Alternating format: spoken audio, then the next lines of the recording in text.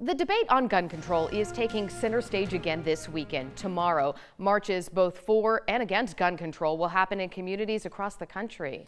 KREM 2's Rob Harris spoke to organizers from March for Our Lives and March for Our Rights. He is joining us live this morning with more. Good morning, Rob. You're going to be seeing two movements this weekend. You have the March for Our Lives, which is advocating for increased gun control. And then you have the counter-protest, March for Our Rights, which opposes those measures. The March for Our Lives here in Spokane is going to be at Riverfront Park. It starts at the clock tower at noon, and it's going to include speeches, a rally, and then a march that'll go through blocks of downtown Spokane. We can show you that map on your screen. It's being organized in part by local students, and I was able to talk to one of those students yesterday. Her name's Ellery Lockwood. She's a junior at Lewis and Clark High School, and she told me she feels afraid at school because of the school shootings that we've seen recently, especially since one of them happened right here in our community. In Spokane, we had a shooting at Freeman, so it definitely brought it home for a lot of me and my classmates I know. Like, this is something that could very well happen at LC, and that's just a really terrifying thing for us. There are some people who are going to be counter-protesting because they feel like they're being vilified for something that they didn't do. Yeah. So what would you say to them?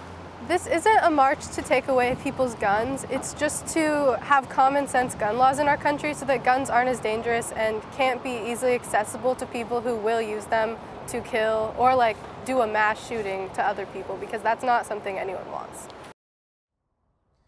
Many people who oppose gun control still feel that these measures that are being proposed will infringe on their Second Amendment rights. So they're holding this counter-protest, the March for Our Rights. I spoke on the phone with Steve Wasilko. He's organizing the March for Our Rights in Sandpoint, and he told me he feels gun control will only really impact law-abiding citizens and won't actually do anything to make schools safer. So I had a phone conversation with him, and here are a few clips from that. You know, I have kids. I want my kids to be safe in schools. Putting out another gun control law is doing absolutely nothing to make them safer, and it's just distracting from the message.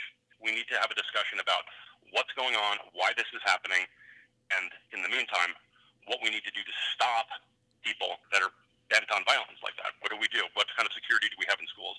How do we get teachers trained and armed?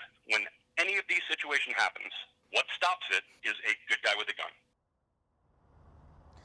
So throughout our communities, you're probably going to be seeing this weekend with the March for Our Lives and the March for Our Rights.